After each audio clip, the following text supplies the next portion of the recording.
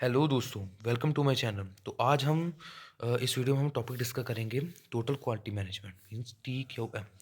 चलिए डेफिनेशन शुरू करते हैं। TQM is the control of all the process of organisation to best satisfy their customers in most economical manner. तो यहाँ पर TQM कहना चाहता है कि हमने जो ऑर्गेनाइजेशन में जो भी काम हो रहा है उसके ऊपर कंट्रोल करना, चेक रखना, ताकि जो हमारी आउटपुट प्रोड्यूस होए उससे हम अपने कस्टमर को सेटिस्फाई कर सकें इन मोस्ट इकोनॉमिकली मैनर। तो सेकंड है their main focus is to improve the organisation quality of output include good and services. तो TQM का मेन फोकस होता है कि हमने क्या करना है कि जो हमारी आउटपुट है उसे इम्प्रूव करना है, जिसमें गुड्स एंड सर्विसेज इंक्लूड होती हैं, ताकि हमारा कस्टमर जो बेस्ट सेटिस्फाई हो। तो आगे कुछ हमारे पास प्रिंसिपल्स आते हैं। तो फर्स्ट प्रिंसिपल है कस्टमर सेटिस्फैक्शन। देखिए, हर एक ऑर्गेनाइजेशन का मेन मोटिव होता है कि हमने अपने कस्टमर को सेटिस्फाई करना है। अगर उन्होंने अपने कस्टमर को सेटिस्फाई करना है तो ये होगा कि उन्हें उनका जो प्रोडक्ट है उन्हें ऐसे डिज़ाइन करना होगा कि वो कस्टमर जो है उस प्रोडक्ट को ले और उससे सेटिस्फाई हो। वो हम कैसे कर सकते हैं? उसकी क्वालिटी को मेंटेन करके। तो ये जो प्रिंसिपल है ये फोकस करता है कि टोटल क्वालिटी को मैनेज करने में मेंटेन करता है। सो फर्स्ट प्रिंसिपल है कस्टमर सेटिस्फैक्शन। सेकंड प्रिंसिपल है टोटल एम्प्लॉय इन्वॉल्वमेंट। तो प्रोडक्ट की क्वालिटी को बढ़ाने के लिए हर एक एम्प्लॉय, जो टॉप पर है, मिडल में या लोअर पे जो भी हमारे एम्प्लॉयज़ आते हैं, वो इस प्रोसेस में इन्वॉल्व होते हैं, क्योंकि हर एक एम्प्लॉय जो है हर एक काम क्वालिटी को इम्प्रूव करने के लिए मदद करता है। सो नेक्स्ट पॉइंट है हमारे पास कॉन्टिन्यूस इम्प्रूवमेंट। तो अगर हम बात करें टोटल क्वालिटी मैनेजमेंट में इम्प्रूवमेंट जो है क्वालिटी कॉन्टिन्यूस होती है। कैसे कॉन्टिन्यूस? क्योंकि देखिए सबसे पहले हम क्या करेंगे, एम्प्लॉय जो है उसकी ट्रेनिंग करेंगे। एम्प्लॉय की ट्रेनिंग होगी, स्किल डेवलपमेंट करेंगे। उससे क्या होगा कि देखिए उनकी इम्प्रूवमेंट होगी, जैसे प्रोडक्ट बहुत बढ़िया बनेगा। ठीक है। उसके आगे हमारे पास आते हैं कुछ एडवांटेजेस। सो एडवांटेजेस में सबसे पहला पॉइंट आता है इम्प्रूवमेंट इन कंपनीज इन्वायरमेंट।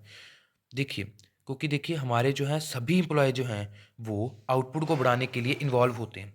अगर हमारे एम्प्लॉय सभी इन्वॉल्व हैं तो होगा कि हमारी कंपनी की जो है वो इन्वायरमेंट है वो इम्प्रूवमेंट आएगी, कंपनी अपनी सेटिस्फाई होगी। और सेकंड एडवांटेज आती है एक्सीलेंट कस्टमर सेटिस्फैक्शन, जो मैंने आपको ऊपर प्रिंसिपल भी बताया था कस्टमर सेटिस्फैक्शन में, कि कस्टमर हमारे, अगर हमारी क्वालिटी बढ़िया होगी तो कस्टमर जो है हमारे सेटिस्फाई होंगे, प्रोडक्ट को ज़्यादा लेने के लिए आएंगे, जो प्रोडक्ट वो यूज़ कर रहे हैं उससे वो सेटिस्फाई होंगे। ओके। सो थर्ड पॉइंट हमारे पास आता है गुड इमेज इन पब्लिक। अगर देखिए, अगर हमारे कस्टमर हैं, अगर वो सेटिस्फाई हो गए, अगर हमारे कस्टमर सेटिस्फाई हो गए तो पब्लिक में इमेज बहुत बढ़िया बनेगी, गुड इमेज बनेगी भी, इनकी क्वालिटी बहुत बढ़िया है। वो दूसरे लोगों को भी कहेंगे कि इनका प्रोडक्ट बहुत बढ़िया, खरीदने लायक है, तो इमेज एक पब्लिक में बहुत अच्छी बन जाएगी। सो आगे अपने पास आते हैं कुछ डिसएडवांटेज। हमारे पास 3 डिसएडवांटेज है। सो सबसे पहले डिसएडवांटेज की बात करें तो है प्रोडक्शन डिसरप्शन। सो इसका मतलब ये है कि देखिए, अगर हमने क्वालिटी को बढ़ाना है तो हमें एम्प्लॉय को ट्रेनिंग देनी होगी, उसकी स्किल डेवलप करनी होगी। तो अगर हम उसको स्किल देनी है तो वो हम उसे वर्किंग आवर के अंदर अंदर ही हम उसको ट्रेनिंग दे सकते हैं। तो अगर जैसे एक एक वर्कर है, उसकी शिफ्ट जो है 8 टू 6 PM है, तो इस वर्किंग आवर के अंडर हम उसको ट्रेनिंग देंगे। अगर हम उसको ट्रेनिंग देंगे इस वर्किंग आवर के अंडर, तो जो प्रोडक्शन है वो तो रुक जाएगी ना, क्योंकि 8 टू 6 जो उसका प्रोडक्शन टाइम है, उस टाइम में हम उसको ट्रेनिंग दे रहे हैं, जिससे कंपनी की प्रोडक्शन रुक जाएगी। तो ये सबसे बड़ा बड़ा डिसएडवांटेज है। सो सेकंड डिसएडवांटेज की बात है करें, वो है एम्प्लॉय रेसिस्टेंस। तो देखिए, जो हमारा टॉप मैनेजर होता है वो डिसीजन लेता है, वो कहेगा कि हमने टोटल क्वालिटी मैनेजमेंट को इम्प्लीमेंट करना है। तो वो नीचे जो मिडल लेवल पर एम्प्लॉयज़ हैं, लोअर लेवल पर वर्कर्स हैं, उनको बताएगा कि हमें टोटल क्वालिटी मैनेजमेंट को इम्प्लीमेंट करना है। कई बार क्या होता है कि जो एम्प्लॉयज़ होते हैं वो कई बार वो जो प्रिंसिपल बताना चाहते हैं वो समझ नहीं पाते हैं या उसको अवॉइड करना चाहते हैं। तो ये कारण है दूसरा डिसएडवांटेज। तो थर्ड डिसएडवांटेज है क्वालिटी इज़ एक्सपेंसिव। तो देखिए, अगर हमने कोई भी चीज़ न्यू इम्प्लीमेंट करनी है तो एक्सपेंस तो लगेगा। अब देखिए, अगर हमने टोटल क्वालिटी मैनेजमेंट को इम्प्लीमेंट करना है, सबसे अगर हमने एम्प्लॉयज़ की ट्रेनिंग करनी है, ट्रेनिंग करने के लिए हमें खर्चा करना पड़ेगा। अगर हमें क्या नाम है उसकी स्किल डेवलप करनी है तो खर्चा करना पड़ेगा। हमें एक्सपर्ट्स बुलाने पड़ेंगे तो खर्चा करना पड़ेगा।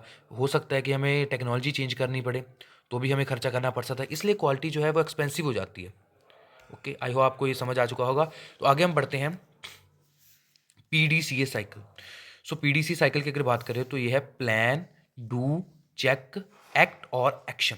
तो नीचे देख सकते हैं टेबल, ये एक डायग्राम बनाई है मैंने, तो इसमें इसको समझते हैं। सो इस डायग्राम में देखिए सबसे पहले है प्लान।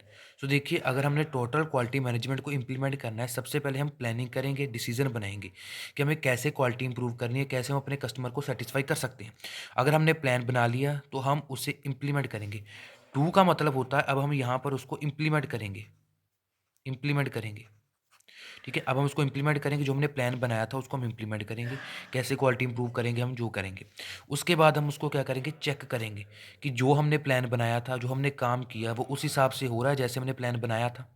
ओके, अगर ये बिल्कुल अच्छे से हुआ तो हम क्या कर सकते हैं, उसको इम्प्लीमेंट कर सकते हैं।